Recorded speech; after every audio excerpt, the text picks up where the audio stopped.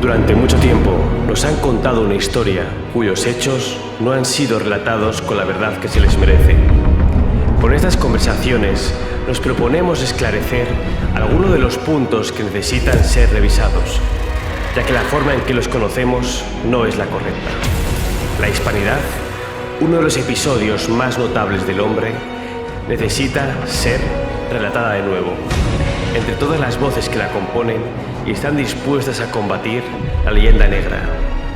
Por eso, tenemos que conocer la historia para imaginar el futuro.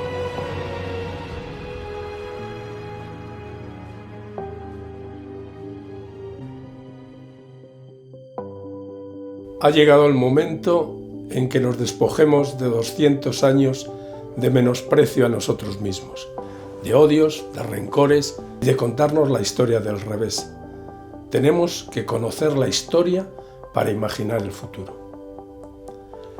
Los hispanos tenemos que ser nosotros y dejar de ser nos y otros. Hoy, con la conectividad global, podemos ser nosotros los hispanos. 600 millones de personas que hablamos en español.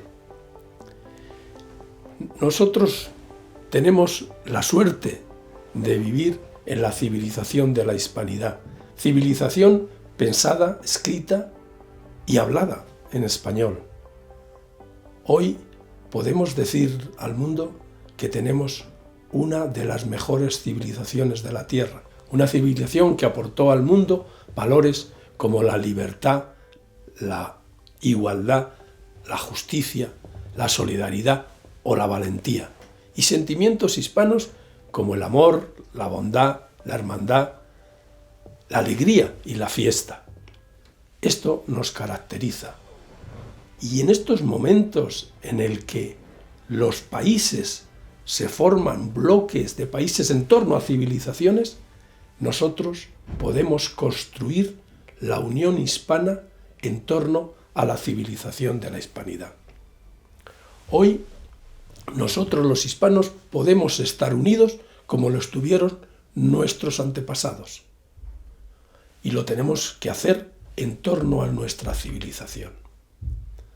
Podemos abrazar el sueño hispano de un futuro libre, innovador y próspero, sustentado en la ciencia, la ingeniería y la cultura, que brota de las raíces del pasado, donde los hispanos podamos hacer un espacio común, hispano, iberoamericano, donde podamos hacer sociedades justas, libres, democráticas, cultas, alegres, donde haya igualdad hombre-mujer. Desgraciadamente, hoy el 70% de los hispanos están en la informalidad y la pobreza. Forman las mayorías de informales, de indígenas, campesinos y emigrantes con no futuro. ¿Pero por qué? Porque estamos viviendo en un sistema que no es el nuestro, un sistema que nos ha impuesto otra civilización. Hemos demostrado que es posible el sueño hispano para todos. Hemos demostrado que es posible erradicar la pobreza y crear nuevas oportunidades y hacer el desarrollo desde abajo y desde adentro que toma la opción de las mayorías.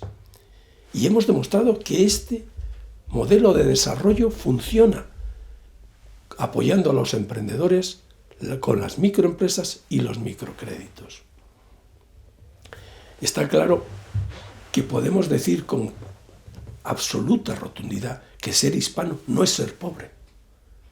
Desgraciadamente, tenemos un problema grande, que las otras civilizaciones ven a los hispanos como pobres e informales.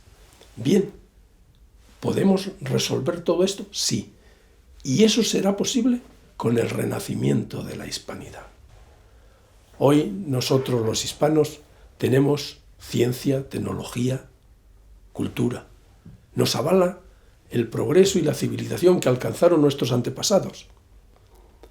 Hoy, 600 millones de personas, los que hablamos, pensamos, sentimos y nos comunicamos y amamos en español. Hoy, para muchos, estamos en el tiempo del renacimiento de la hispanidad. Somos muchos los que estamos convencidos de que podemos hacer una nueva realidad hispana. Somos muchos los que estamos en plena rebelión hispana y luchando en las guerras culturales. Somos muchos los que estamos conociendo la historia para imaginar el futuro.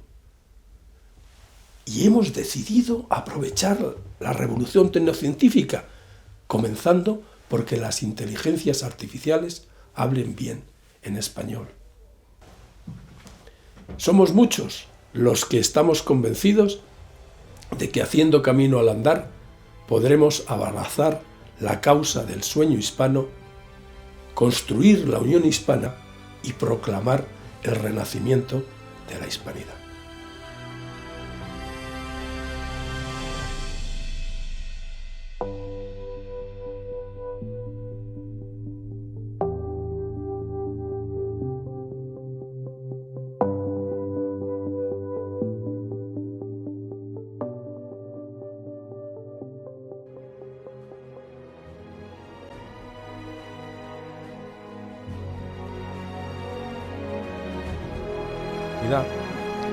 Que fue todo un acontecimiento, está pendiente que terminemos el libro.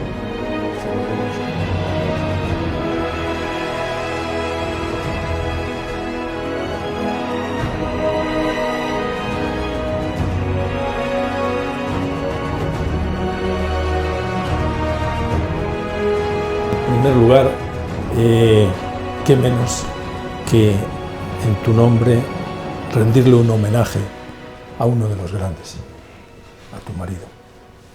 Pablo Victoria, un ejemplo. Hispanidad. Yo recuerdo cuando estábamos en Cartagena de Indias, estábamos celebrando el primer Congreso de Reunificación de la Hispanidad, donde él fue promotor de ello, que nos sorprendió cuando estabais en el hospital y fue capaz de dar su conferencia, su mensaje que nos dio. Y eso se llama valentía, eso se llama honorabilidad, eso se llama ser uno de los grandes. Mi homenaje. Lo he escrito en algún libro, qué homenaje. Gracias, Antonio. Muchas gracias. Entonces, sí me gustaría que nos dijeras algunas cosas de las que tú formas parte, porque has vivido, has sentido con él y hasta corregías muchos de sus escritos, según tengo entendido. ¿Es así, Cristina? Así es. Estuve al lado de él 45 años, pero nos unía mucho el amor a la historia y el amor a la hispanidad. Y eso lo hemos vivido en familia y lo hemos transmitido a nuestros hijos, porque por ahí empieza. Las tradiciones se pasan primero por casa. Entonces, juntos hicimos muchos trabajos de investigación para todas sus obras.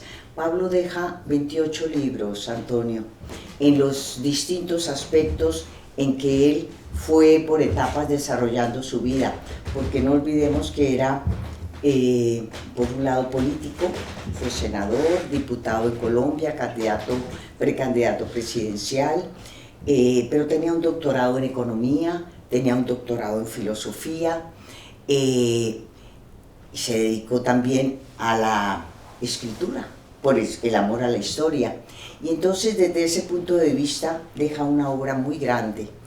Y lo tengo muy claro, al faltar Pablo y al estar yo tan metida en el desarrollo de toda su obra, pues a ese legado que Pablo deja.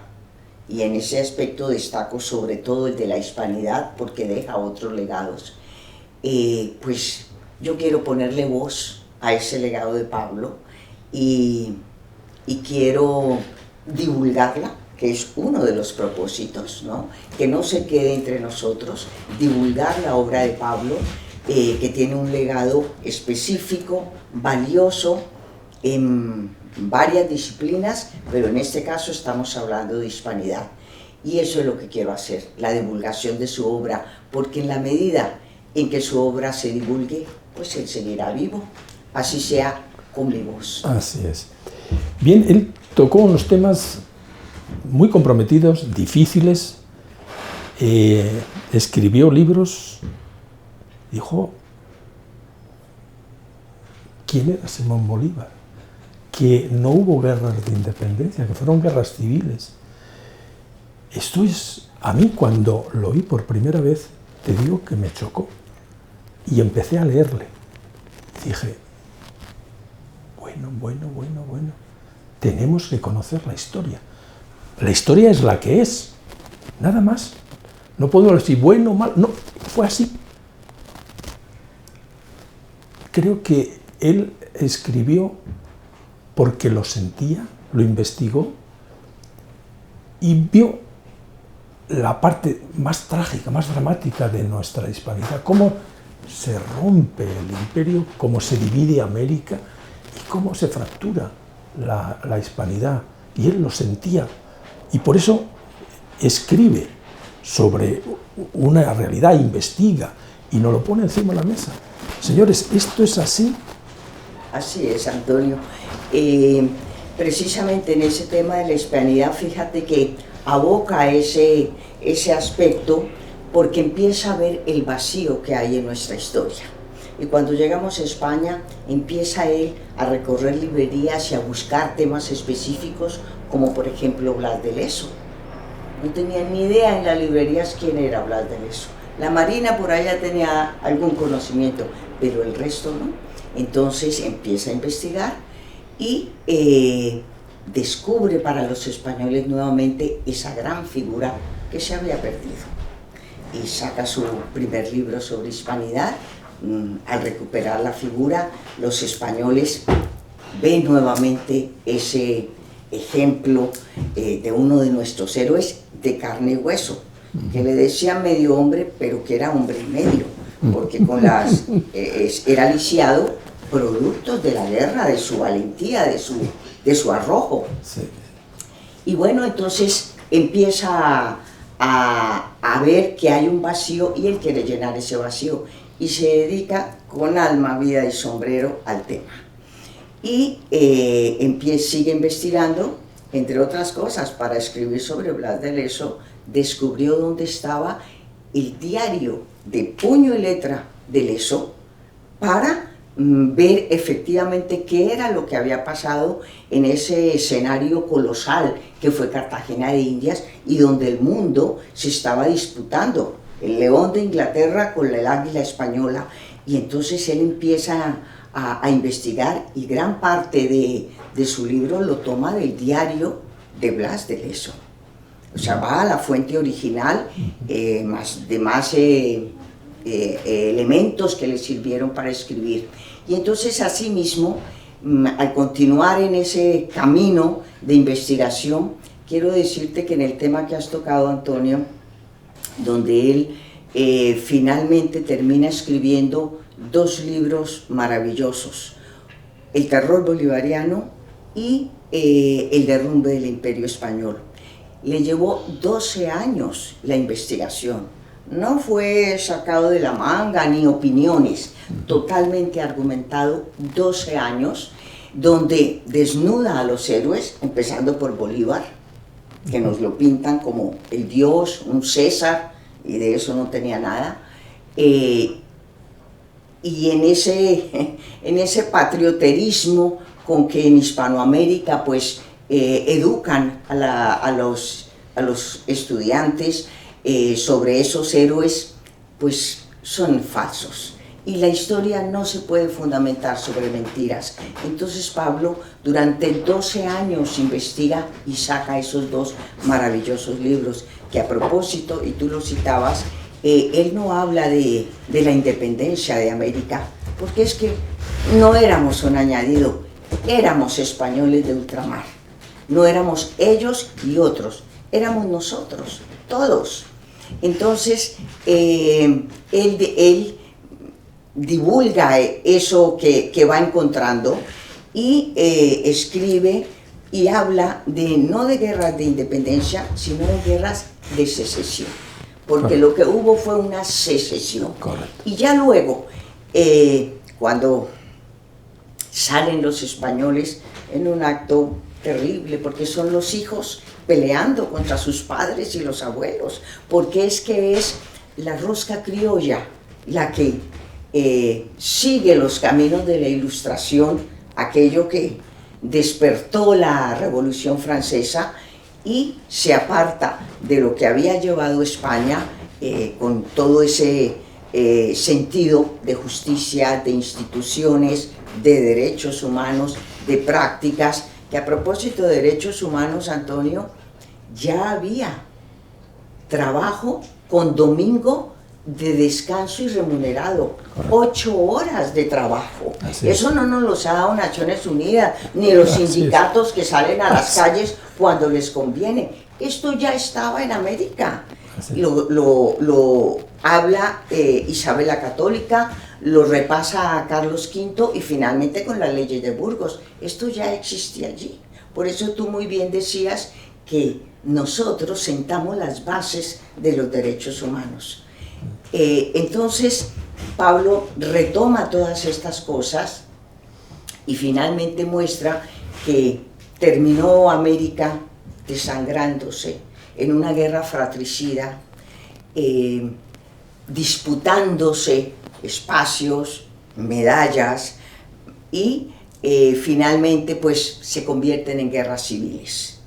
Inclusive se peleaban 2 sistemas, el centralista, que volvieron a traer los Borbones, o el federalista, que aunque no se llamaba así, el reino, la corona austriaca, pues iniciada también por Isabel la Católica y Fernando, había descentralización en la organización. Totalmente. Había los Borbones, claro, llega a la centralización, y eso también es un factor de disputa entre las poblaciones. 1. 2, los impuestos, había guerras como la de Barlovento, y entonces los Borbones pues ponen unas cargas tributarias altas y los de allí se rebelan. Se quejaban de que no tenían puestos importantes en la administración, cosa que Pablo demuestra totalmente que era lo contrario. Muchos hispanoamericanos llegaron a altos cargos, y valga la pena decir que un pariente mío, un antecedente de mi familia, don Joaquín de Mosquera y Figueroa, que tuvo importantes cargos en América, concretamente en Santa Fe de Bogotá, y luego en Venezuela, llega a Cádiz como aquellos diputados que empezaron a mandar para las Cortes de Cádiz. Pero no lo aceptan como diputado porque no había nacido en Venezuela y tenía que ser literal representando sus provincias, que no eran colonias, eran provincias. Así es. Nunca en los 300 años se había hablado de colonias para referirse a las tierras de allá. Y entonces él llega a Cádiz, no lo aceptan como diputado, pero dadas sus capacidades y cualidades, pues termina elegido en las Cortes de Cádiz. Fue el regente, ¿no? Fue regente y firmó la Constitución de Cádiz de 1812.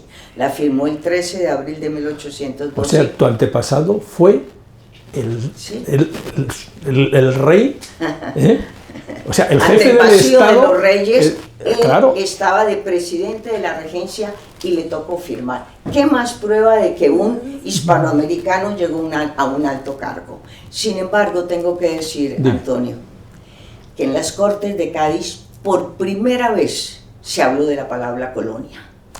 No se había jamás en la correspondencia, en las cartas, en todo lo que se... elementos de administración, nunca se había hablado de colonias, pero fue en las Cortes de Cádiz donde el poeta Quintana alebrestó a los americanos, y según la tesis de Pablo, muy demostrada en sus libros, fue quizá allí la primera acta de independencia, cuando este poeta, poco fuera de la realidad, habla de las colonias y los invita a zafarse del yugo, de las cadenas con que España los tenía. En Cádiz, eso no se había dicho en América, pero esas palabras calan y llegan allá, y entonces allí se empieza a decir, con que nosotros éramos colonias, no éramos españoles. Y entonces todos esos elementos sirven de fermento para lo que finalmente llevó al desenlace de la separación y el derrumbe del imperio. Y la fractura de la hispanidad y la división de América. ¿A quién le interesa que sigamos divididos, Cristina? ¿A quién le interesaba? No, y ahora. A nosotros no. Pero porque, importante saber a quién le interesaba entonces. Bueno, y entonces. Entonces le interesaba, uno, a toda esta corriente francesa de ilustración, de masonería, que llegaron allí, inclusive hay que decirlo, Antonio, funcionarios que se enviaban de España bastante afrancesados, bastante ilustrados, y ahí se fueron formando unas tertulias y unos círculos donde se difundía todo esto.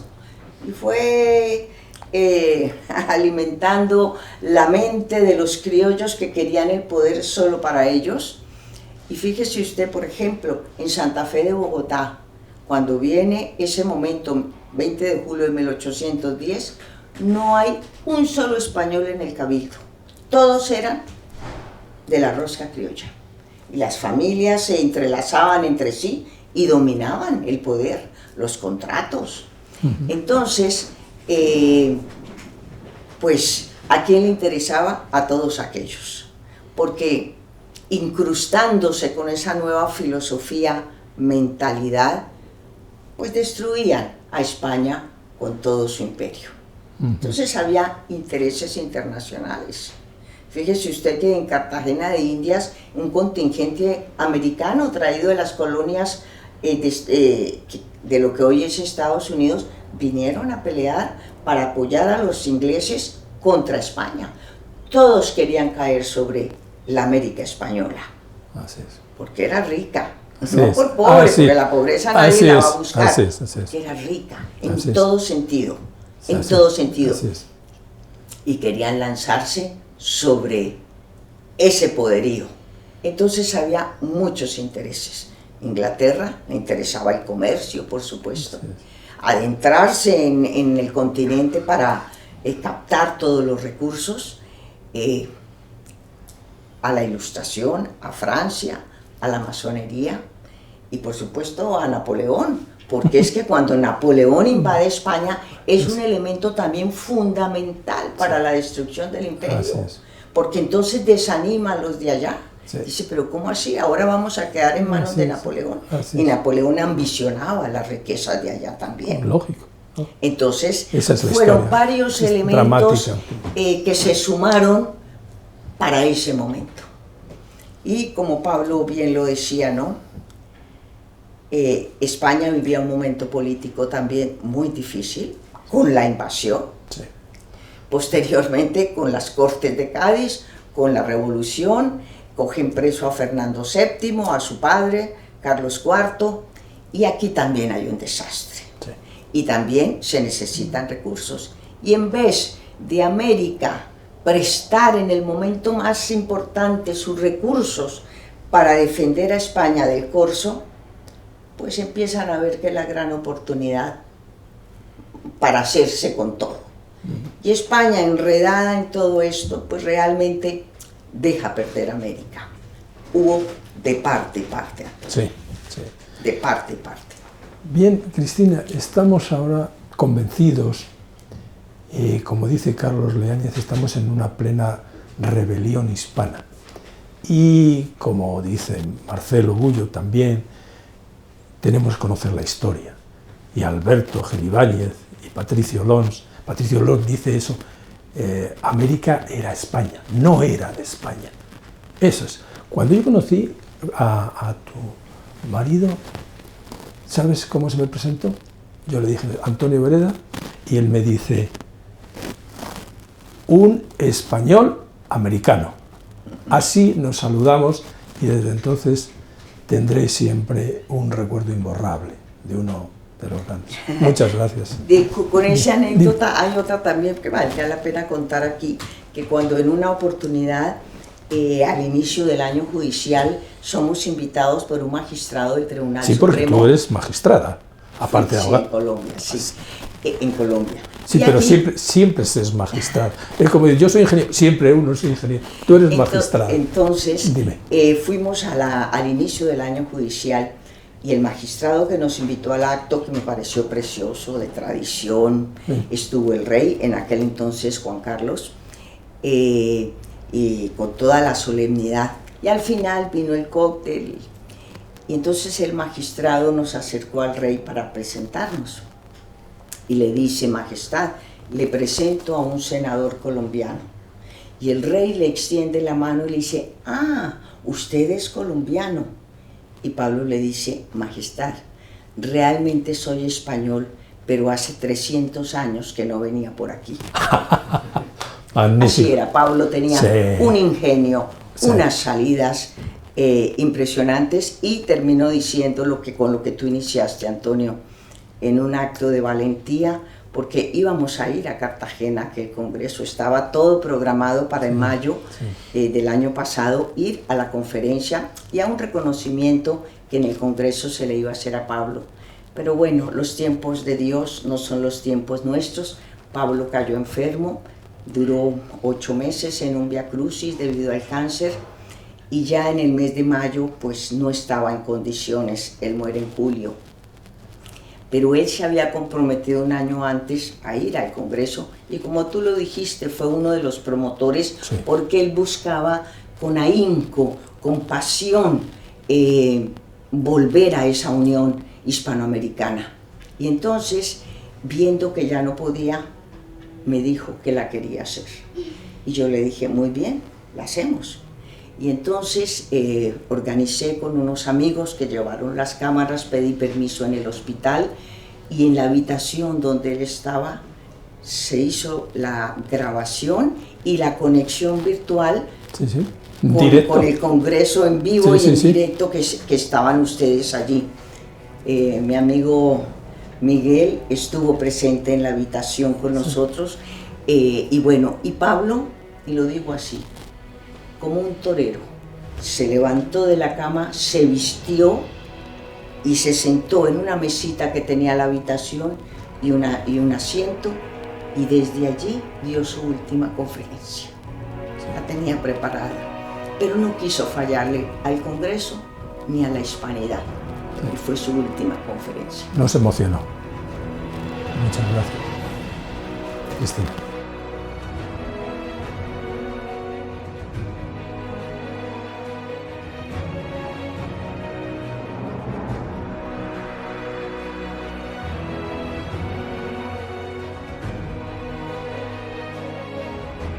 $5.000 años. Sí, señor. Bien, esto forma parte de la hispanidad, igual que nuestras lenguas, ¿no? Exactamente. Yo siempre digo lo mismo, la hispanidad es una simbiosis colosal de todo ese mestizaje cultural y biológico que generó esos más de 300 años de hispanización, no colonización, hispanización que se hizo. Ese proceso de hispanización para mí no fue ni mucho menos repetido, todo lo contrario, y está totalmente despreciado por la famosa leyenda negra, ¿no? Porque desde la edad moderna ni contemporánea no ha habido ningún imperio que haya intentado siquiera hacer lo que se hizo con la hispanización del mundo, sobre todo en América. Y eso para mí, bueno, pero me gustaría también decir algo, porque a veces hay personas que cuando digo una hispanización, ¿qué quieres decir? Pues evidentemente, pues lo mismo, Roma romanizó, y todos sabemos lo que hizo Roma, sus famosos legados de la filosofía griega, derecho romano, lengua latina, la religión cristiana, pues eso lo llevó España, la monarquía hispánica, la monarquía católica, la llevó a América y otras partes del mundo, para, utilizando ese concepto, ese proceso, con el mestizaje biológico-cultural y con la enseñanza y la evangelización en los idiomas nativos de distintos idiomas que había en el mundo. Eso generó esa simbiosis que decía antes. Para mí, yo me siento totalmente, como peruano y español, totalmente, convencido de que la hispanidad tiene un futuro tremendo. Por eso, por un lado, y luego viene la leyenda negra. Y cuando hablo de leyenda negra, a mí me gustaría comentar algo interesante. Es un informe de hace 1 año y medio, más o menos, que el Real Instituto Elcano hizo un informe haciendo estadísticas en todos los países hispanoamericanos. El informe es bastante amplio con respecto al tema de cómo se ve España en Hispanoamérica. Pero hay una pregunta de la que quiero hablar ahora mismo, y es que se hace la pregunta a personas mayores de 18 años a mayores. ¿Cuál es el país, nación o estado que fue más importante durante los siglos XVI, XVII y XVIII en tu país? Argentina, España, Bolivia, Perú, etc. Pues un 40% de los que contestaron, de media de todas las entrevistas que hicieron en Hispanoamérica, dijeron otro país que no es España. Es que es brutal, todo el proceso virreinal, totalmente oculto para un 40% de media en el mundo hispanoamericano. Y lo peor es que va en función de, aumenta, esa ignorancia aumenta cuando eres más joven. Los mayores, el porcentaje baja, los jóvenes, el porcentaje sube. Entonces, evidentemente, por un lado hay que enseñar nuestra historia, no como leyenda rosa, sino la verdadera historia, con fundamentos. Sabes que yo soy físico y tengo también en tema de ingeniería, y las cosas de datos de partida, fuentes primarias, pues soy muy riguroso en esos temas y no me gusta que me cuenten cuentos, ¿no? Y segundo, hay que pensar en el futuro unidos. No podemos olvidar que tenemos 12,5 millones de kilómetros cuadrados, como el mundo hispano tiene 12,5 millones de kilómetros cuadrados. Como bien siempre hablamos, 600 millones, 500 millones de personas que tengan el idioma nativo, el español. Segundo en el mundo como idioma nativo. Tenemos a nivel de minerales, si nos juntásemos como si fuese la Unión Europea, la cantidad de minerales a nivel para temas tecnológicos o de inteligencia en el más alto nivel. Tenemos muchísimas cosas que si fuésemos unidos y pensásemos y trabajásemos de manera conjunta, esto tendría un gran futuro. Y no esperemos a los políticos, esto tiene que salir del mundo civil. Y por eso, asociaciones o personas que están muy identificadas con esta línea, pues oye, tienen toda nuestra bienvenida. Muy bien. Hay una cosa que se olvida mucho, y es que la gente dice, España descubrió América. No. Nuestros antepasados descubrieron el mundo.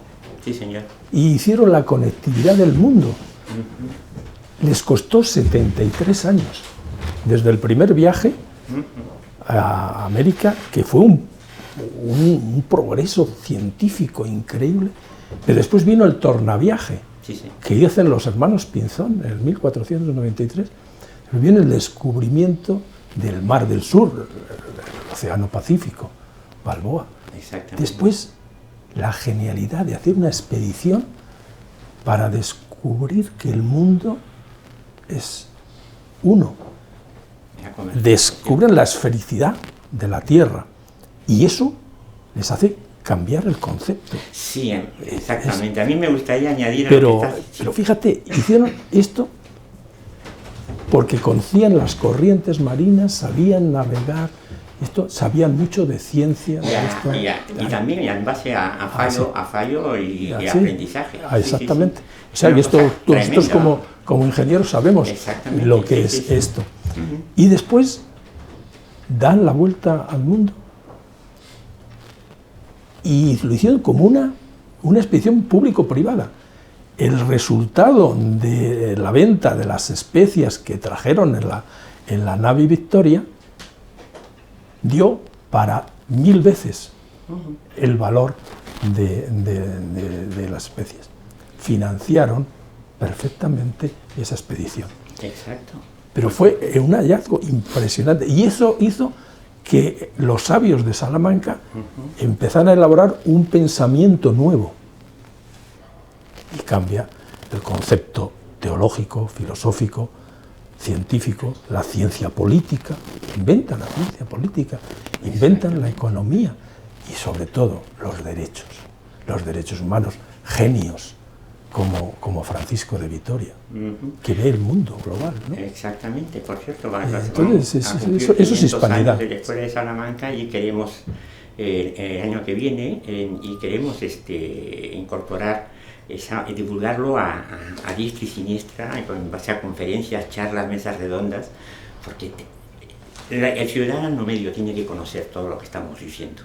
Me gustaría añadir algo que en un ponente nuestro, Luis Antequera, lo plantea de una manera mucho más elegante, pero en concreto, lo que has dicho con respecto al descubrimiento, en este periodo de tiempo se descubrieron el 60% de la superficie de la Tierra.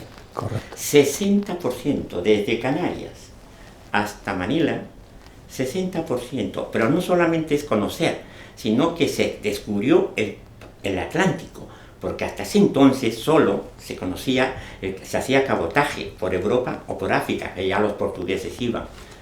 Se conoció el Pacífico, se conoció el Atlántico, porque también los que vivían en Asia como en América solo hacían cabotaje.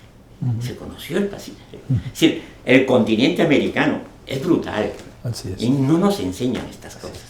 Yo tengo una experiencia cuando fui con un gran proyecto mío a China, me recordaron la ruta de la seda. Se me había olvidado. Pero claro, hubo un genio, porque claro, los barcos iban de Acapulco a Filipinas, a Manila, pero no regresaban, hasta que un genio, Urdaneta, descubre el tornaviaje. Y ya, porque descubrió la corriente del Kuroshio, y ya desde Cebú, por paralelo a Japón, al norte de América, o sea, a California y costeando hasta Acapulco. Ya hicieron la conectividad del mundo y por eso fue posible el comercio mundial. Son nuestros antepasados los que hacen el comercio mundial. Pero además es que tenían una moneda que fue por la cual podían comerciar, y tenían leyes y una religión, y tenían un concepto global del mundo. Hicieron un nuevo mundo. Sí, señor. Sí, señor. Fue fantástico. Y yo me gustaría añadir, cuando hablaba de las leyes de Indias, estas que evidentemente se generaron con la base y el conocimiento de nuestra querida reina Isabel la Católica, pero no quiero hablar de la reina Isabel la Católica, lo que quiero decir es que después de la reina Isabel la Católica vinieron 11 reyes, Habsburgos y Borbones. Ninguno de ellos cuestionó ese mestizaje, esa unión, ese respeto, el ser que los indios de allí también eran como los demás, de sus demás otros reinos que tenían. Ninguno de esos 11 reyes cuestionó, al contrario, desarrollaron esas leyes de Burgos, luego las leyes de India. Es algo magistral, porque ya no es de una persona. Piensa que un rey pues puede cambiar todo en las reglas de juego. Inglaterra lo hizo, se cambiaron y se cree que generó el anglicanismo. Aquí no, aquí, aunque sean Habsburgos y Borbones, que hay diferencia, siguieron con ella. Eso es algo tremendo, eso es hispanidad. Ya no es una persona magistral, sino que fue un proceso de 300 años. Hasta que llegaron. Exacto. Y no solo esos 300 años, llegamos a 1821. En mí vino el tema del ejemplo que nos dan de la Revolución Francesa, donde está la libertad, fraternidad y igualdad, sacan su constitución. Y se sacan su constitución y dicen, definen lo que es el reino de Francia en su constitución, y hablan de que el reino de Francia son sus 80 y tantas provincias que tienen más o menos igual como ahora. Y luego hablan del imperio francés, y ahí sí hablan de sus colonias, por cierto, ahí sí que ellos ya hablan de colonias. En su artículo final, es el penúltimo, dice, todo lo que estamos hablando anteriormente, igualdad, fraternidad, que todo se basa en esos 3 principios, aplican al reino de España, a los franceses del reino de España, perdón, de Francia. No habla. Los que viven en sus colonias, esto no les aplica. Fíjate la importancia, mientras nosotros con la Pepa en 1812, ya en su primer artículo se plantea el tema de que todos los hispanos, más allá de los mares y de Europa, somos lo mismo. Claro, es que los derechos humanos, según los conocemos hoy, son obra de la hispanidad. Si no hubiese existido la reina, también el rey Fernando, que firma las leyes de 1512, las leyes de Burgos, las leyes de Indias, el contubernio de Valladolid, Francisco de Vitoria. Ese es el origen esencial del concepto de los derechos humanos, que son pura hispanidad. Pues sí, Daniel, pues nada, un placer. Encantado. Mi hermano.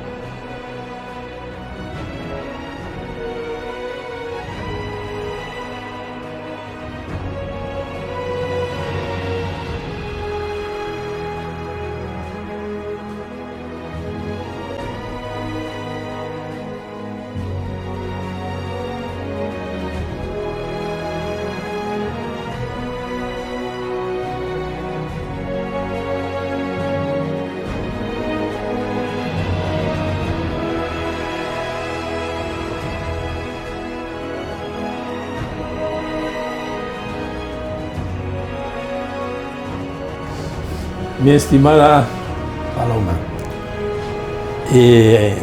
ya he sacado este libro, os dije el año pasado que me he abocado a sacar un libro con el título Unión Hispana, construir la Unión Hispana en torno a nuestra civilización de la hispanidad.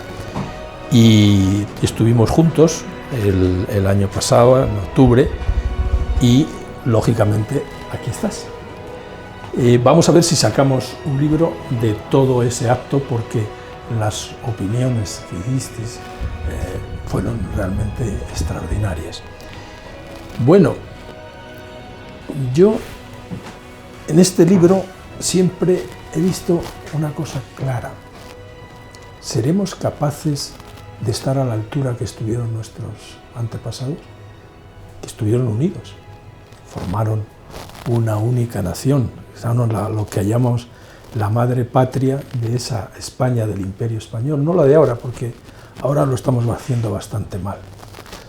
Pero yo quiero rescatar un tema fundamental en la historia, y es que yo creo que en nuestra generación de españoles hemos llegado a algo que lo habéis traído las mujeres, la igualdad hombre-mujer. Pero tuvimos una reina que esa sí que sabía de feminismo, de igualdad. Paloma, tú que sabes tanto de esto, y una salmantina como tú. A través de los distintos reinos, ¿verdad? Pues vamos a tener no a una, ni a dos, ni a tres, sino a varias mujeres propietarias de la corona, es decir, no son cónyuges, sino que son propietarias titulares de la corona, del poder político en España, de las cuales la más importante es Isabel, nuestra querida y admiradísima Isabel I la Católica. Entonces, bueno, logros de Isabel son tantísimos, don Antonio, que si quieres, brevemente podemos hacer un breve recorrido. Me parece bien, me parece bien. Pero es lo que va a conformar, claro, nuestra actualidad, nuestro día de hoy, con temas que cuando los actualizamos nos damos cuenta de lo importantísimo que fue el reinado de Isabel la Católica. Ya sabemos todos que ella tuvo un empeño clarísimo desde el primer momento en lograr la unificación territorial de los reinos cristianos. Conquista de Granada es un evento fundamental en todo el reinado de Isabel, acompañada por Fernando, evidentemente, pero es un empeño propio y personal de Isabel, que por cierto no era ninguna analfabeta ni ninguna ignorante, sino una mujer muy formada, muy preparada, rodeada de una corte de mujeres también muy educadas y muy instruidas. Entonces, bueno, vamos a retirar de momento esa idea nefasta de que podía ser una ignorante, manipulada, no.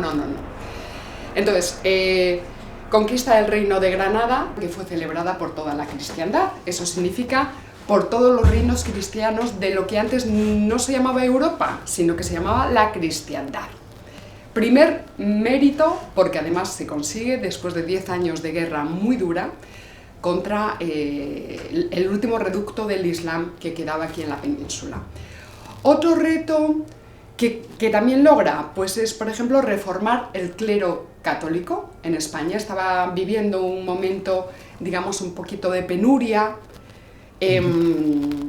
y entonces la reina Isabel designa a nada más y a nada menos que al cardenal Cisneros para emprender la reforma total del clero español desde arriba hacia abajo, desde las élites de la jerarquía eclesiástica hacia abajo, porque así es como se reforma verdaderamente pues, todo ese estamento, toda esa institución.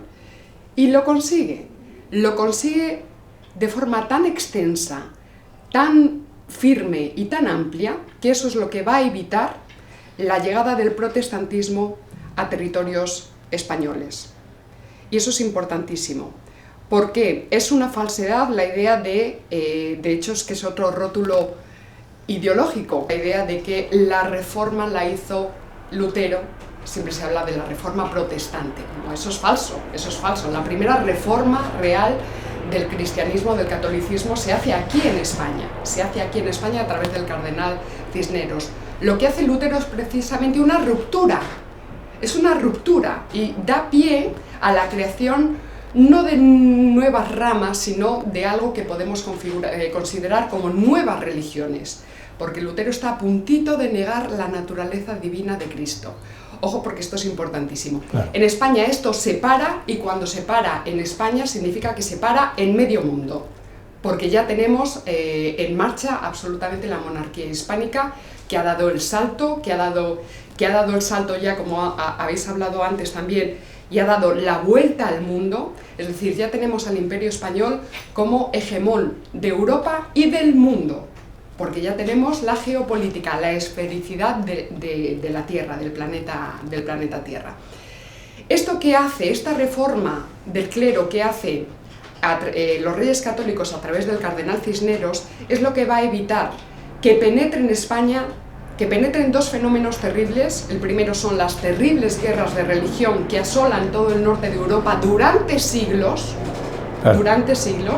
y el segundo fenómeno es el fenómeno que se para en el norte de la península, que es el fenómeno de la caza de brujas. Porque aquí el clero católico español empieza a interpretar a través de su racionalidad teológica, Escuela de Salamanca, por ejemplo, y su racionalidad política, porque lo que hay detrás es todas las leyes de un imperio, paran ese fenómeno de la caza de brujas a través de una racionalidad que está diciendo: eso es histerismo popular. Y eso la racionalidad católica no lo puede admitir.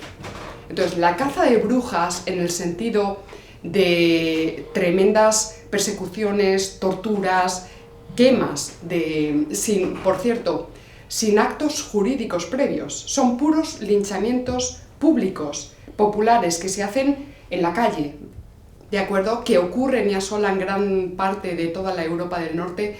En España se paran inmediatamente, se paran.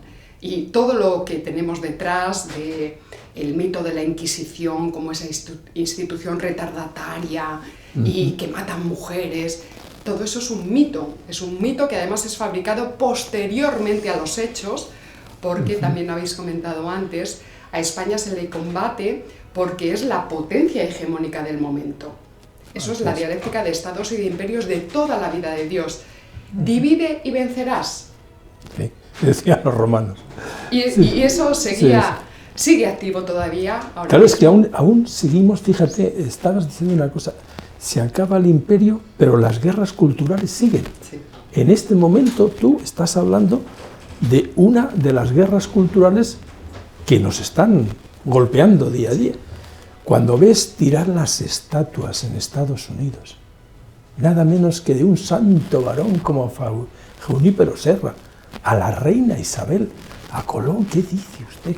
¿Quién está montando esto? Esto no es una casualidad, es la guerra permanente contra nuestra civilización y nuestra cultura hispana.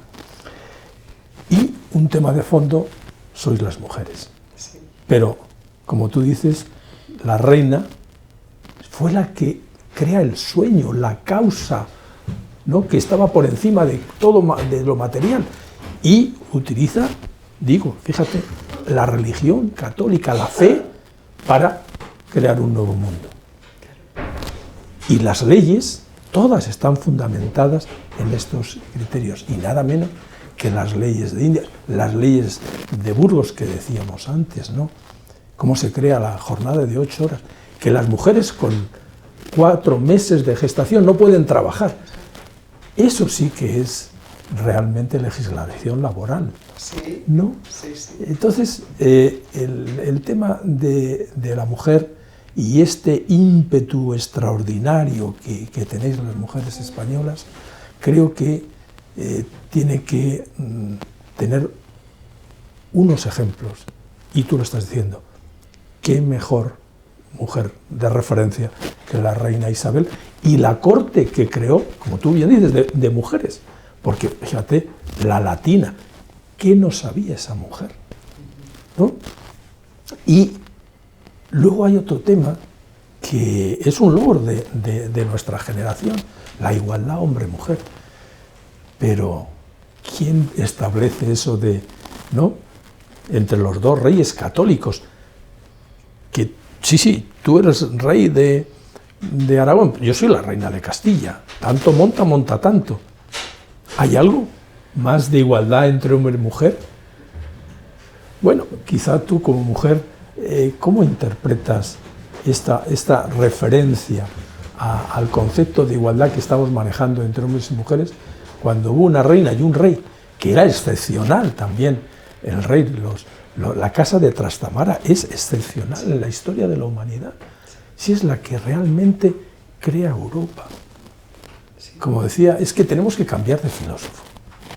Vamos, tenemos que decirle a nuestro gran filósofo Ortega y Gasset que estuvo bien en algunas cosas, pero en otras no. Nuestro filósofo de referencia creo que es Gustavo Bueno. Exacto. Y claro, yo hace unos días a unos personajes me invitaron a un coloquio y tal, les dije, ¿no creen que eso de que el problema es España y Europa la solución, no creen que ustedes que eso ya está gastado, que es una falacia, que eso es incierto? Y Gustavo Bueno sufrió por decir cosas como esta, y tanto el libro nada menos de España contra Europa, o sea, porque Gustavo Bueno era valiente, era conocido, y soltó eso gordísimo, cuando la gente estamos pensando que lo importante es el europeísmo. No, oiga usted, lo importante es la hispanidad. Sí. Eso lo vio también en su momento Unamuno. También tenemos que reivindicar la figura de Unamuno, que es el primero que empieza a desmontar la idea de Europa sublime, porque esa es la idea fuerza que trabaja Gustavo Bueno. Porque, claro, Gustavo Bueno dice, oye, perdonen ustedes, pero es que España no tiene que aspirar a ser europea, es que España ya es Europa, ya es Europa. Y además, lo que él remarca constantemente es, no es España de espaldas a Europa, por esto que ya he comentado, es que España ya es Europa, ha hecho Europa ya, es que España tiene otras fuentes. Y esas otras fuentes que no tienen otros países de esa Europa sublime es América. Así es. Pero no solo América, porque ya sabemos que el imperio salió también de esos límites. Está Filipinas, hay territorios con una gran herencia hispánica en África, por ejemplo. Entonces esto es lo que tenemos que reivindicar. A lo mejor va siendo hora de empezar a criticar y a triturar cosas que predicaban estos ilustradores. Porque precisamente lo que trataron de hacer era convertirse en los nuevos predicadores de la moral para sustituir a los grandes teólogos y a los grandes hombres y mujeres del clero español. Hombres y mujeres del clero español. A lo mejor no hace falta citar nombres, hemos citado a Isabel, podemos citar a Santa Teresa también. Y a Sor Juana Inés de la Cruz. Sor Juana, por favor. Así es. La gente ha olvidado, es una tristeza, se nos ha hurtado a varias generaciones de españoles y de hispanoamericanos la idea de que todos esos hombres de la Iglesia y mujeres eran la superélite, eran la crème de lo que ahora llamamos la intelectualidad. Eran los hombres que estaban a la vanguardia absoluta en el conocimiento filosófico, teológico, científico. Por favor, la gran revolución científica se hizo a través de grandes personajes cristianos y particularmente católicos. Se nos ha olvidado, se nos vende que el clero es una cosa arcaica, era una gente loca, medio tenebrista, que estaba ahí encerrada en las tinieblas. No, señores, eran la superélite, que configuró el mundo de la época, sobre el que ahora mismo todavía seguimos viviendo. Nuestra forma de interpretar el mundo, de interpretar la realidad, de interpretar la familia, la idea de hombre, la idea de mujer, viene de ahí, viene de ahí. Sí, mira, tengo una anécdota. Cuando hice el libro de Renacimiento de la Hispanidad, basado en un manifiesto que había hecho, La transformación de España, y entonces lo fui a presentar a la Universidad de Salamanca, a tu tierra. Sí. Y el rector al final me preguntó todo, de dónde había salido todo mi pensamiento, la fundación esta. Y llega un momento que se quedó sorprendido de que yo, mis pensamientos, mi pensamiento para la acción, porque yo no soy filósofo, pero sí, tengo un pensamiento para la acción, se basa en valores de la hispanidad, y que en base a esos he hecho el concepto de desarrollo desde abajo y desde adentro, que toma una opción las mayorías. Y digo, o hacemos desde abajo y desde adentro, o no somos capaces de erradicar la pobreza, y esto, pero sobre todo crear un proceso donde las mujeres tienen un protagonismo esencial en la construcción de los microcréditos, en la construcción. Entonces, él al final, después me llevó al rectorado, quiso hacernos una foto con la fachada de la Universidad de Salamanca. Recordamos a Unamuno, porque fue en la escuela, en el aula de Unamuno donde tuvimos esta presentación. Y fíjate, al final me dice, ¿por qué no vas ahora al convento de San Esteban? Y digo, con mucho gusto. Fui a rendir homenaje a los sabios de Salamanca. Porque alguien se equivoca, porque llegaban sotana o algo así, no eran sabios, eran sabios. ¿Que eran curas? Sí, pero eran sabios.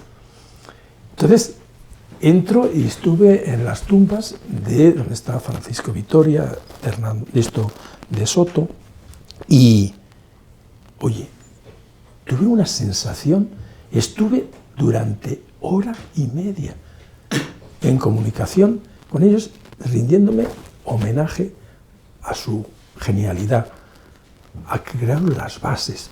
Por eso cuando Gustavo Bueno se refiere a los escolásticos, por decir así, y dice, ¿qué filosofía va a tener usted si usted no estudia a los escolásticos? No estudia. ¿Qué dijo Suárez? ¿Qué dijo Vitoria? En todos los aspectos. Es que crearon la ciencia política, la ciencia. Y entonces yo después estuve viendo el cielo de Salamanca que se ha descubierto y tal, y entonces digo, ¿quién inventó la ciencia? Porque la ciencia es una invención, es un modo de conocer, que la ciencia se inventa en el siglo XVI, en esa España que era también América. Porque, ¿va usted cómo es posible dar la vuelta al mundo, conocer las corrientes marinas? O sea, tenían que ser unos grandes matemáticos, y astronomía tenían que saber mucha. Y después, qué genialidad, hacer los mapas. Es que no existían los mapas. Y un señor coge una regla, un compás, y traza unas líneas, y es capaz de navegar, crea los barcos, y no había motores. Eran genios. Tenemos una suerte inmensa, y ahí ellos nos dan un regalo, nos crean realmente esta civilización de la hispanidad, ¿verdad que sí? Sí. Sí, todos esos logros son los que la leyenda negra durante siglos y siglos y siglos ha tratado de opacar y de tergiversar, porque era tan potente. Pero claro, ¿quién se puede imaginar que una potencia que logró ser potencia hegemónica durante 200 años, aquí bailan mucho las cifras, otros lo extienden hasta los 300, en cualquier caso, 1898 todavía tenemos las provincias de Puerto Rico, Filipinas. ¿Quién va a pensar que todo eso se sostiene a través de algo oscuro, irracional, ignorante? Así es. ¿Cómo va a ser primera potencia mundial algo, en este caso el Imperio Español, la monarquía hispánica, que no tuvo nada que ver con el Renacimiento? Eso es parte de la ideología negro-legendaria, que España no tuvo nada que ver con el Renacimiento. Pero por favor, siglo de oro, o sea, hemos hablado de técnicas, hemos hablado de tecnologías, hemos hablado de ciencias, estamos hablando de filosofía, de teología, que es lo que pone la base para luego el desarrollo de toda la filosofía moderna, que el origen no está en Kant, está en la escolástica. Así es. Y las artes, por favor, las artes. América, toda la música barroca es una cosa que todavía se conserva. Ese legado no es una reliquia del pasado, está todavía viva. Entonces hay que invitar, querido Antonio, hay que invitar a todos los que nos escuchen, sobre todo a las generaciones más jóvenes, a que indaguen un poquito, porque sigue ahí vigente, sigue ahí vigente.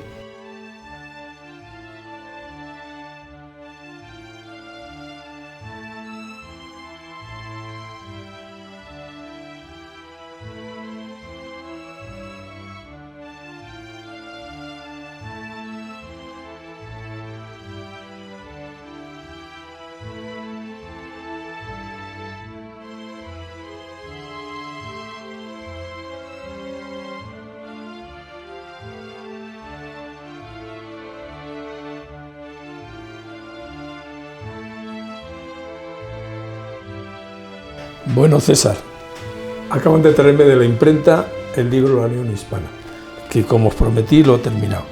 He introducido aquí todo lo que conversamos, hablamos en esa jornada del Renacimiento de la Hispanidad del año pasado. Y lógicamente vamos a hacer un libro de todo lo que dijimos, pero no he podido más que poner las fotos por lo menos, ¿eh? Y aquí estás, ¿no? ¿Cómo no? Aquí están todos los amigos. La Paloma, estás tú. Estás varias veces, como no podía ser de otra manera. Pero qué playa de buena gente. Qué bueno. Claro que sí, ¿no? Qué bueno. Fíjate, vamos a conseguir esto del renacimiento de la hispanidad. ¿Es esa, verdad? Yo te digo, querido Antonio, yo siento que de alguna manera ya está pasando. Cuando usualmente realizamos nosotros análisis de hechos históricos, muchas veces no nos percatamos que realmente la labor de los historiadores es la labor del pasado. Parece una perogrullada, pero para unas cuantas personas por lo visto no lo es, el hecho de que los historiadores usualmente estudiamos las cosas que ya han ocurrido. Una vez que ya las cosas han ocurrido nosotros a través de nuestro método, podemos efectivamente estudiarlas, darnos cuenta de lo que pasó y por supuesto pretender explicarlas, ¿no? Y explicarlas de un modo que debería ser por lo menos la premisa de todos los historiadores, que es que nos entienda desde el mayor intelectual hasta la persona que va saliendo de la factoría porque ha tenido un día muy complicado de trabajo, ¿no? Esto es lo que realmente es la historia. Entonces, yo me siento bastante contento de saber que efectivamente el renacimiento de la hispanidad, si bien es cierto, es una categoría que nosotros de algún modo hemos colocado para toda esta serie de actos a través de los cuales fundamentalmente los hispanos estamos diciendo que recordamos por fin quiénes somos, es algo que está pasando, está ocurriendo y solamente en el futuro va a poder darse realmente lo que va a ser la magnitud de este proceso, ¿no? Ahora bien, ¿qué es lo maravilloso de toda esta situación? el hecho de conocer que solamente vamos a ser nosotros los responsables de que esto tenga una gran magnitud, y nuestros hijos, nuestros nietos, nuestros tataranietos y en general las generaciones que vengan con posterioridad se sientan orgullosos de saber que por fin nosotros en algún punto, después de 200 y tantos años de pelearnos, de pugnas y de qué cantidad de cosas, decidimos darnos cuenta de quiénes éramos, por fin colocar el presente en el cual no nos sentíamos cómodos, y pudimos no solamente pergeñar, sino establecer las bases fundamentales del futuro que ellos van a vivir, a fe mía, ojalá, con mucho mayor éxito que nosotros. Sí. Bien, pero hay una cosa que tenemos que decir. Normalmente decimos en España el idioma castellano, pero realmente es el idioma español. ¿Y por qué es español? Yo siempre he dicho español, pero es porque viví en América, viví en el Perú. Claro. Porque es un proceso de mestizaje que se refleja en el idioma, en la manera de pensar y tal. Porque Castilla llevó lo mejor que tenía, en hombres, en saberes, en personas, en técnicas, en leyes. Pero allí se transformó y produjo algo maravilloso, que es nuestra civilización. Y lo que hablamos es español, porque además tiene ni más ni menos que muchas, lo que llamaban hace tiempo americanismos en la introducción del idioma, y hay palabras quechua, náhuatl, ¿no?, que están dentro y que las hablamos como si fueran castellanas, no, son españolas. Entonces, este es un tema de fondo, el mestizaje, hasta en el hablar, ¿no? Sí, yo te diría que esto es producto precisamente del odio inculcado hacia España, ¿no?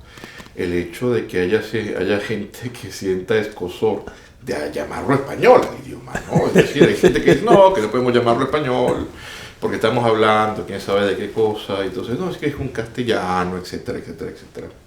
A ver, las lenguas tienen algo maravilloso, y es que cuando las lenguas están vivas, las lenguas se enriquecen. Cuidado, también hay lenguas que se envilecen hasta el punto de desaparecer, pero el castellano no es el caso. El castellano efectivamente es una lengua que, llegada a América, se ha enriquecido de un modo impresionante, y esto la ha hecho tan portentosa que 600 millones de personas hablan hoy en día español, ¿no? Más los que también quieren aprender a hablar español, que cada vez nos damos más cuenta que el español es la segunda lengua en los países que tienen otra lengua origen, ¿no?, para querer aprenderla. Luego nos damos cuenta que más allá de su propia base en el latín, siendo una lengua romance, es una lengua que es capaz de adaptarse y dar respuestas. Y es de esa clase de cosas que ocurren cuando tú estás por lo menos en una ciudad como Madrid, hoy en día, ¿no?, en pleno siglo XXI.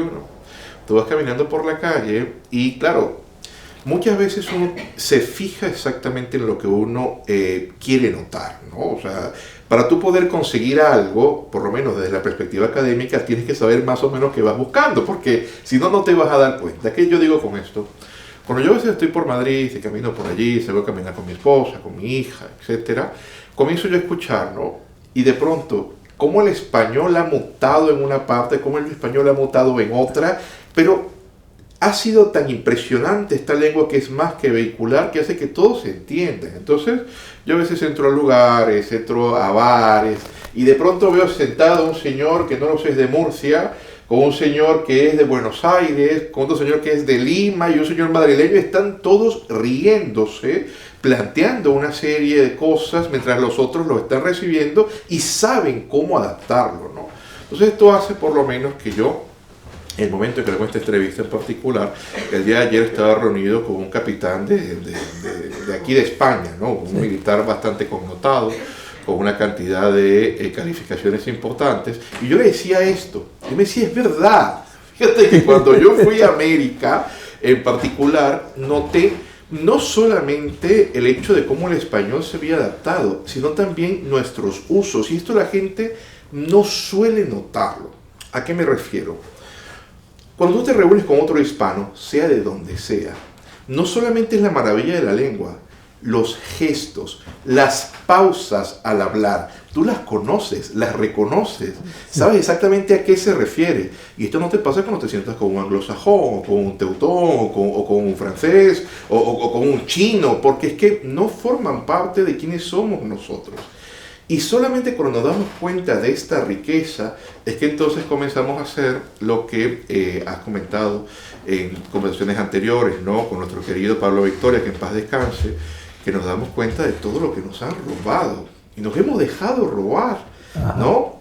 Nos han quitado a nuestros hermanos, nos han hecho pelear entre nosotros, nos han hecho de un modo totalmente lamentable despreciar quiénes éramos, para de algún modo estar en una suerte de confrontación con una ideología de resentimiento, pretendiendo siempre que los demás nos deben algo, estando a la cola del mundo, creyendo que los otros son superiores, cuando realmente al momento en que estábamos unidos no tenían ni idea, nunca pudieron con nosotros, y el único modo de poder quebrarnos fue ponernos a pelear entre nosotros mismos. Sí.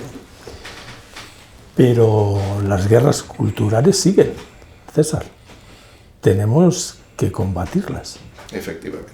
Porque parece ser, dice, bueno, se acabó el imperio, pero siguen los mismos dándonos ¿no? Esto no podemos olvidarlo. Una cosa pertinaz es la leyenda negra, y lo peor de la leyenda negra es que no la hemos creído nosotros. Que la tengan los demás, pues siempre hay leyenda negra para cualquier imperio y tal, pero es que ahora mismo esta conversación que estamos teniendo tú y yo, se la dices a alguien y se extraña. ¿Por qué? Porque le han mentido, le han contado la historia del revés, eso de entrada. Pero además es que no admiten que sí, que fuimos grandes, que no fuimos pobres, que realmente teníamos una moneda común, que fue la moneda universal, que hasta los chinos tenían el real de A8, y que por eso se hizo ni más ni menos el comercio mundial. Y hay gente que ha escrito libros, enemigos del comercio, una persona muy inteligente, y no habla de España, empieza a hablar de Holanda y de Inglaterra. Sí, pero oiga usted, si el comercio mundial lo hicieron nuestros antepasados, aparte de que inventaron el transporte, aparte de que tenían ni más ni menos creación de riqueza, mercado, moneda, y tenían ni más ni menos que un motivo por los cuales extender su civilización. Bien, yo creo que tenemos mucho que pelear aún, César, tú que además eres historiador, abogado, de que realmente todos los días, como dice nuestro amigo Alberto Gil Ibáñez, quien denomina, domina. Efectivamente. Alberto es bastante concienzudo al momento en el cual dar esta clase de señalamiento. Pero mientras tú hablabas, una de las primeras cosas que estudié en la universidad fue filosofía. Durante 2 años y medio estudié filosofía con profusión en la Universidad Central de Venezuela, ¿no? Y recuerdo muchísimo, sobre todo cuando me tocó ver Platón como autor, que al momento de estudiar La República, si la memoria ahora mismo me ayuda, en el libro 7º, él hablaba de esta figura que se llama el mito de la caverna. Y yo siento que en buena medida estamos allí. ¿Por qué te lo digo? Platón dice, imagínense que están encerrados en una caverna, en la mayor oscuridad desde su más tierna edad, una serie de prisioneros, ¿no? Que están encadenados en contra de la pared. Y solamente pueden ver entonces al frente, en la pared del frente, como hay una especie de agujero encima de la cabeza de estos prisioneros, se proyectan las sombras de lo que está ocurriendo afuera.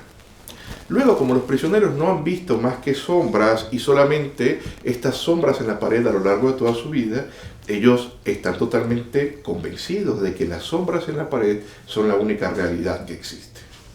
Por supuesto, Platón nos plantea que con el paso del tiempo, pues un prisionero tendrá que darse cuenta que efectivamente no están viendo más que sombras en la pared.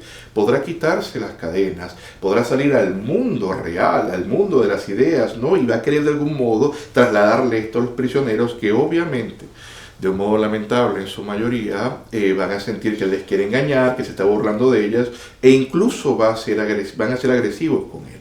Pero el hecho es este. Nosotros, lamentablemente los hispanos, estamos tal cual como estos prisioneros encadenados en contra de nuestra voluntad, sin darnos cuenta, viendo sombras en la pared, pensando que las sombras en la pared son la única realidad. Y de algún modo, cuando comenzamos algunos a darnos cuenta que nos han estado mintiendo y traemos pruebas irrefutables, fuentes primarias, pues entonces aquellos prisioneros que están encadenados se enfadan con nosotros y nos dicen, es que tú eres tal y tú eres tal. Y cuidado, querido Antonio, que estos prisioneros no suelen ser de baja ralea. A mí me ha pasado, por lo menos en días pasados, que en un grupo de WhatsApp en que están unos connotados historiadores venezolanos, ¿no? Una de las personas que estaba allí me decía, no, es que eso es de la hispanidad, del franquismo, y todo eso es contra la libertad, y todo eso es malo. Y me lo decía, pero una persona con doctorado en historia, y es que eso es lo que se cree, eso es de alguna manera, la convención posible bondadosa, ¿no? Y había otros que le aplaudían, y yo sencillamente, del modo más laxo y más tranquilo posible, le decía, creo que estás equivocada. Creo que realmente no sabes a qué te estás refiriendo, y pensar que con el franquismo inicia de algún modo la idea de hispanidad hace que yo te diga, procura ver qué pensaban y qué decían los republicanos sobre la hispanidad antes de que se estableciera el franquismo. Y en general son una serie de cosas, una serie de ideas que nos colocan para que siempre pensemos nosotros que somos los malos de la historia, que somos los viles, que somos los terribles, que somos los abyectos.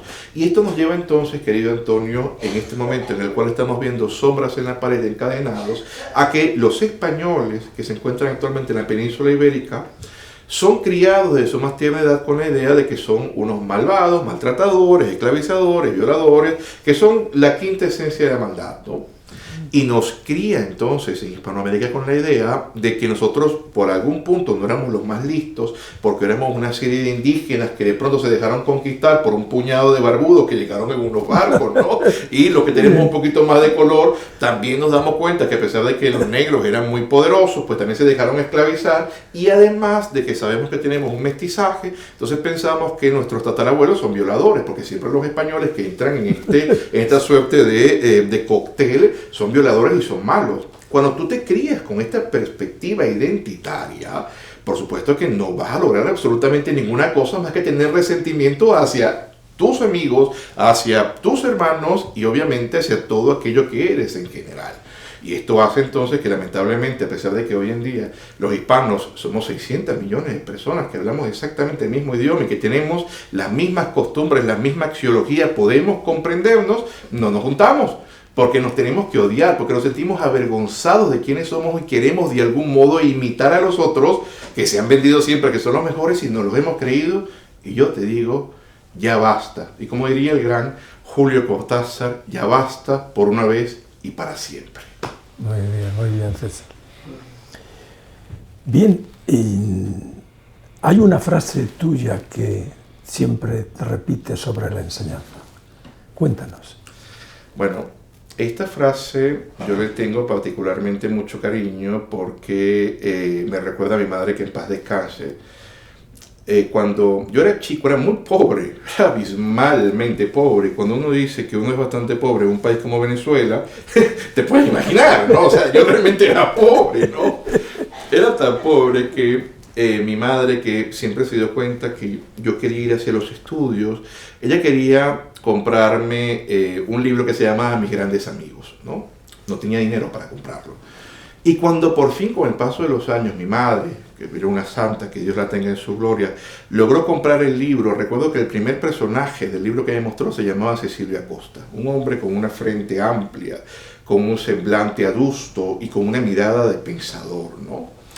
Entonces Cecilia Costa obviamente formó parte de mis preocupaciones académicas, y en la universidad, cuando comencé yo a estudiar el pensamiento de grandes hombres y me daba cuenta que todos eran griegos, todos eran italianos, eran franceses, eran ingleses, pero no había nada, ¿no?, que hablara mi idioma, yo de algún modo rebelde, ¿no? Cuando eres rebelde, estás en la universidad, decía, pero hay que estudiar a los autores venezolanos. Y estaba don Cecilia Costa.